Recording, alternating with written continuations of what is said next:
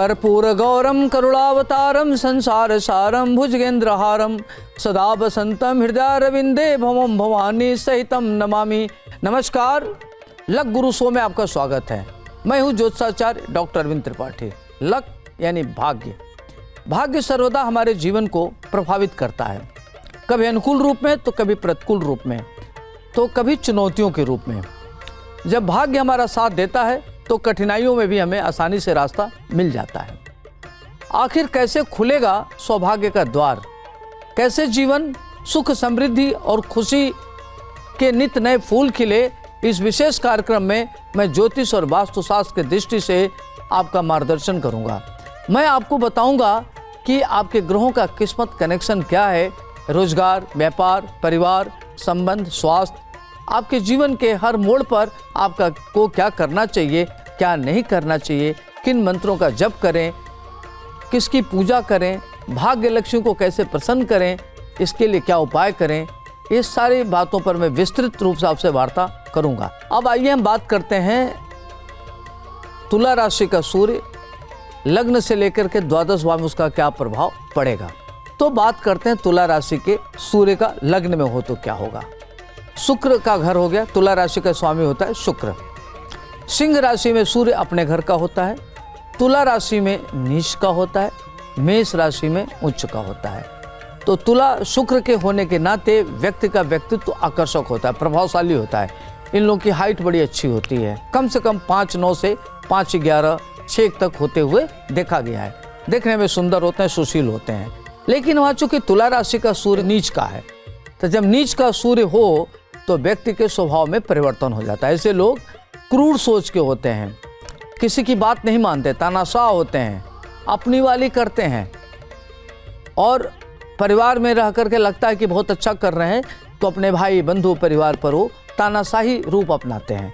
ऐसे परिवार में लोग डरते तो हैं इनसे, लेकिन धीरे धीरे इनके प्रति जो एक आदर भाव है वो समाप्त हो जाता है। लोग इनसे निरंकुश हो जाते हैं, लोग इनकी बात नहीं सुनते, क्योंकि ये सेल्फ सेंटर्ड हो जाते हैं। तुला राशि का स्वामी नीच का हो गया, तो जब सूर्य नीच का हो तो व्यक्ति के अंदर इस तरह की दिक्कतें आती हैं, और व्यक्ति अपने में क्या निर्णय लेता है उसको खुद नहीं पता रहता, तो बड़ा द्वंद्व में रहता है।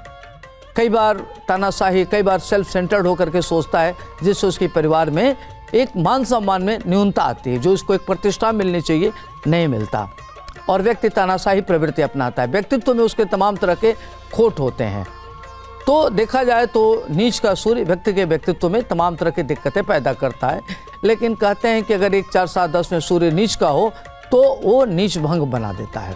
तो ऐसे परिस्थिति में सूर्य के नाते व्यक्ति एक अच्छा प्रशासक और राजनीति करने वाला और बड़े पद पर पहुंचने वाला होता है, और महाधनिक होते हुए उसको देखा गया है, और उसका संतान परिवार बहुत अच्छा होता है, और अपने परिवार के प्रति बहुत कंसर्न रखता है और आगे बढ़ाने वाला होता है। अब आइए हम बात करते हैं तुला राशि का सूर्य अगर द्वितीय भाव में हो तो क्या होगा। द्वितीय भाव खास तौर से कुटुंब का भाव होता है, एक्स्ट्रा करिकुलर का भाव होता है, धन का भाव होता है, नेत्र का भाव होता है, वाणी का भाव होता है। तो ऐसे लोगों को देखा गया कि नेत्र की पीड़ा जरूर रहती है।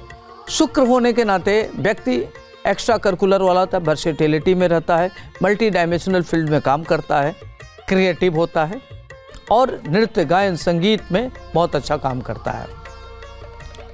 चाहे उसका कैरियर जो भी हो, लेकिन वो अपनी स्किल के द्वारा धन अर्जित करता है। तो कई बार ऐसे लोग बड़े पद पर होते हुए भी वह नृत्य गायन संगीत एक्टिंग से धन अर्जित करते हैं, और परिवार में जो भी करते हैं बड़े लगन के साथ करते हैं, लेकिन परिवार से उनको कोई क्रेडिट नहीं मिलता। हेल्थ इनका दिक्कत रहती है, इनको कमर में दर्द, घुटने में दर्द, शोल्डर पेन इत्यादि की समस्या इनको रहती है, सर भारी रहता है, या कई बार बड़े निगेटिव थॉट में चले जाते हैं, कई बार अपने आप को अंतर्मुखी हो जाते हैं।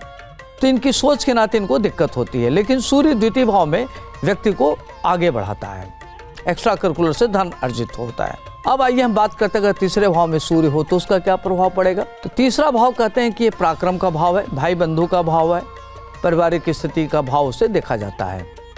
तो तुला का स्वामी होता है शुक्र। शुक्र अगर तीसरे भाव में हो तो व्यक्ति महान आलसी होता है, जल्दी कोई चीज़ करना नहीं चाहता, अपने को ऑर्गेनाइज नहीं कर पाता। लेकिन सूर्य वहाँ श्रेष्ठ फल का दाता बन जाता है। चूँकि सूर्य पापग्रह है, तुला राशि में नीच का होता है, तो ऐसे लोग बड़े ही हार्ड वर्किंग होते हैं, प्रतिकूल परिस्थितियों में आगे बढ़ते हैं, चुनौतियों से घबराते नहीं, अदम्य साहस होता है, रिस्क लेने में माहिर होते हैं, जितना जोखिम भरा कार्य करते हैं उतनी आगे बढ़ते हैं और ये महान उन्नत करते अपने बल पर। और ये शत्रुओं के बीच में रह के दहाड़ते हैं, षड्यंत्रकारी विफल रहते हैं और ये इनके गुप्त शत्रुओं की संख्या बड़ी होती है, लेकिन किसी की परवाह किए बिना निरंतर काम करते और आगे बढ़ते हैं, रेस्टलेस होते हैं। सूर्य अगर तीसरे भाव में नीच का हो जाए तो आदमी रेस्टलेस हो जाता है। भाई बंधु से इनके बड़े अच्छे रहते हैं, परिवार के प्रति इनका डेडिकेशन होता है, परिवार के लिए करते हैं, लेकिन परिवार के लोग इनको यूज करते हैं, परिवार के लोग इनको यूज करके इनको बड़ा कष्ट होता है, इमोशनल लेवल पर काम करते हैं, बड़े डेडिकेटेड होकर कार्य करते हैं परिवार के लिए, लेकिन परिवार के लोगों से इनको सुख नहीं मिलता है। ये परिवार के लोगों को सुख दे देंगे लेकिन इनको सुख नहीं मिलेगा, इस तरह का देखा गया है। अब आइए हम बात करते हैं तुला राशि का सूर्य अगर चतुर्थ भाव में हो तो इसका क्या फल मिलेगा। चतुर्थ भाव में सूर्य हो तुला राशि का तो नीच का हो गया, तो माता जी का हेल्थ दिक्कत होगी, माता जी से इनके वैचारिक मतभेद रहेंगे, अगर प्रॉपर्टी मिलता है तो विवादित होगा, इनको तमाम तरह की दिक्कतें रहती है। लेकिन ये लोग अपने मेहनत के बल पर आगे बढ़ेंगे, सर्वोच्च पद प्राप्त करेंगे, राजनीति में काफ़ी आगे जाते हैं, सुख समृद्धि के समस्त प्रकार के संसाधन इनके पास रहता है, नौकर इत्यादि रहेंगे, गाड़ी इत्यादि रहेगा।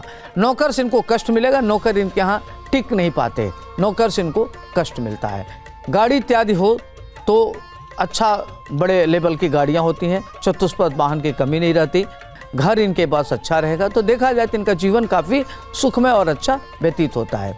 इनका लव लाइफ भी बड़ा शानदार होता है और इनके जीवन में महिलाओं का इनको सुख मिलता है, महिलाएं इनकी बड़ी मददगार होती हैं और मित्र इनके बड़े मददगार होते हैं। वहीं अगर देखा जाए पंचम भाव में तुला राशि का सूर्य हो तो क्या होगा। पंचम भाव विद्या बुद्धि संतान का भाव होता है, तो तुला राशि का सूर्य होने से ऐसे लोगों के जो संतान होते हैं उनको संतान से बड़ा कष्ट होता है, संतान उनको पीड़ा देता है, संतान के प्रति बड़े कंसर्न रखते हैं लेकिन संतान इनके प्रति ज़्यादा कंसर्न नहीं रखता, पिता से उसको वैचारिक मतभेद होता है। आपकी इंट्यूशन पावर बहुत अच्छी होती है, ऐसे लोग बड़े कैलकुलेटिव होते हैं और पढ़ाई लिखाई के मामले में इनका बड़ा अच्छा होता है, करियर इनका शानदार होता है, टेक्निकल फील्ड में एजुकेशन लेते हैं और वर्सेटिलिटी इनके अंदर विविध प्रकार के क्षेत्र से इनकी पढ़ाई लिखाई करियर और धन आता है और अनेक प्रकार के भाषाओं के ज्ञाता होते हैं और इनका बड़ा नाम होता है, यश होता है। लेकिन इनके सामने दिक्कत यह नेगेटिव है कि संतान से इनको पीड़ा रहती है, संतान से इनके विचार नहीं मिलते। अब आइए हम बात करते हैं छठे भाव में अगर तुला राशि का सूर्य हो तो इसका क्या प्रभाव पड़ेगा।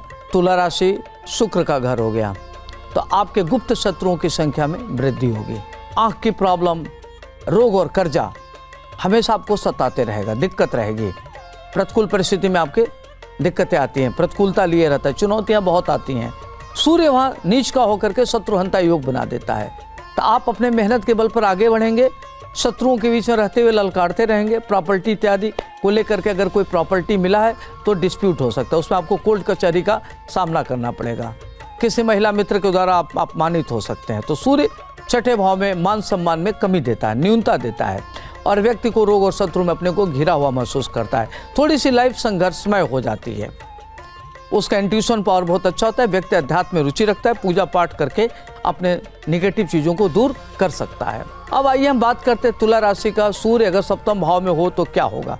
तुला राशि का मतलब हुआ, इसका मतलब होता है शुक्र, शुक्र का घर हो गया। शुक्र सातवें भाव में कारक हो जाता है, पत्नी का कारक होता है, तो ऐसे लोगों की पत्नी सुंदर होगी, बुद्धिमान होगी, विदुषी होगी, पारिवारिक लाइफ उसका अच्छा होगा। लेकिन सूर्य नीच का हो गया तो सूर्य नीच के होने से क्या होता है कि व्यक्ति को तमाम प्रकार की दिक्कतों का सामना करना पड़ता है, पत्नी से वैचारिक भेद, पत्नी के सुख में न्यूनता, पत्नी से छोटी छोटी बात के लेकर के वाद विवाद और कई महत्वपूर्ण मुद्दों को लेकर के तनाव की स्थिति बनी रहेगी। धन को लेकर के परिक धन में अगर बंटवारा होता है तो दिक्कत आएगी। अगर आप पार्टनरशिप में काम करते हैं तो आपका पार्टनर आपको धोखा दे सकता है, महिला मित्र आपको धोखा दे सकती है। तो इस तरह की दिक्कतें तुला राशि के सूर्य वालों के साथ होते हुए देखा गया है। लेकिन ये लोग अपने मेहनत के बल पर इंडस्ट्री लगाते हैं, राजनीति में बड़े पद पर जाते हैं, इनका नाम बहुत होता है, अपने दम पर ये आगे बढ़ते हैं। अष्टम भाव में सूर्य हो तो इसका क्या प्रभाव पड़ेगा।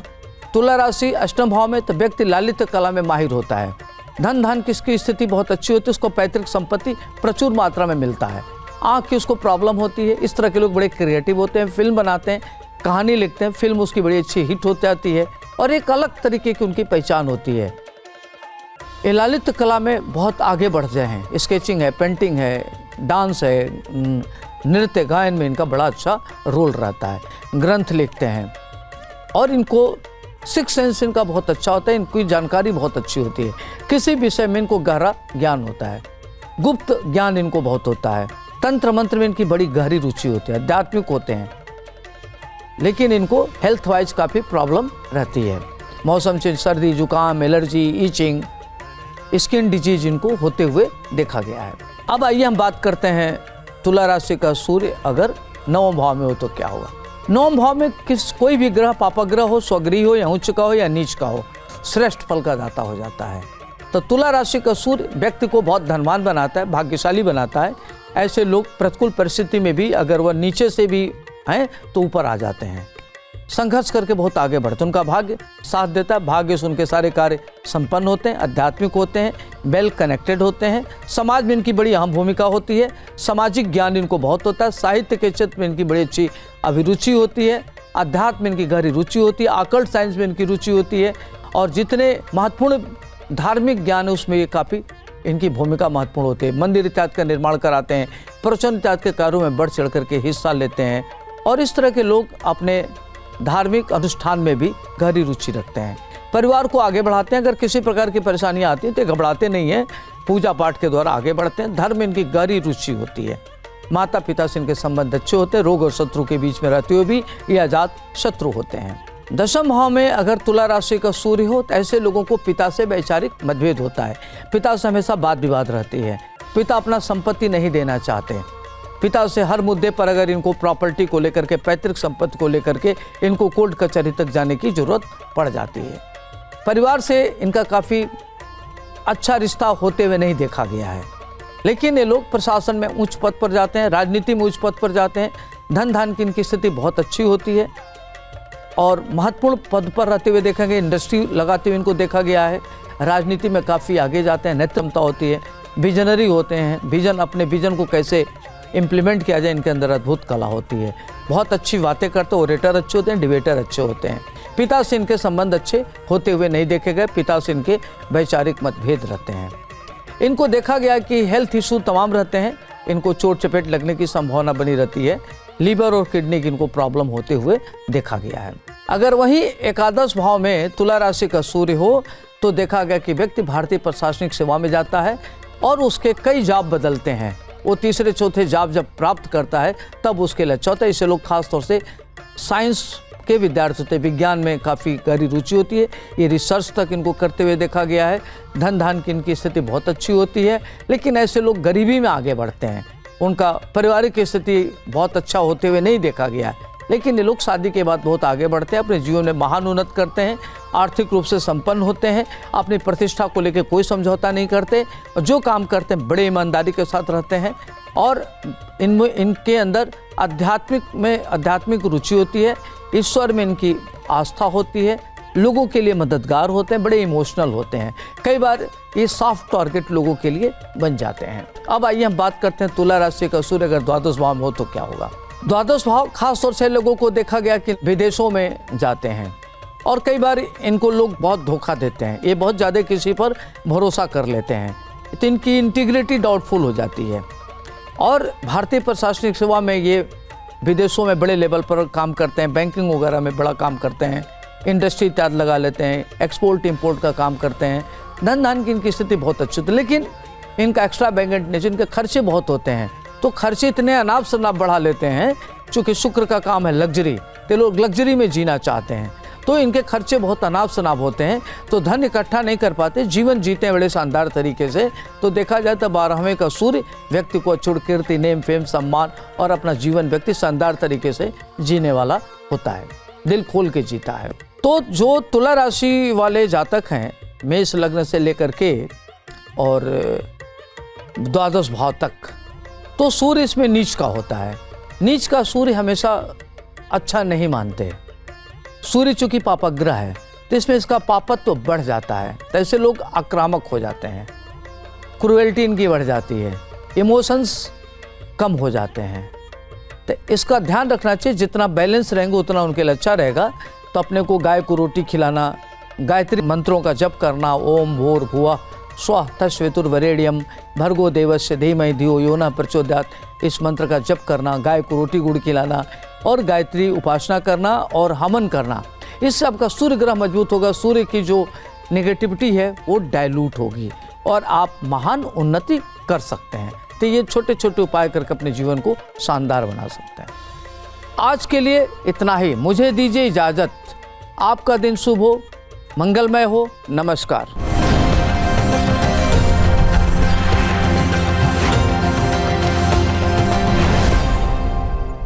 जहाँ भक्ति है हर शब्द में, कथाओं में छिपे हैं दिव्य रहस्य और ज्योतिष देता है जीवन को दिशा। धर्म से जुड़ी हर बातों को जानने के लिए हमारे चैनल स्तुति को सब्सक्राइब करें। चैनल पर जाने के लिए इस लिंक पर क्लिक करें।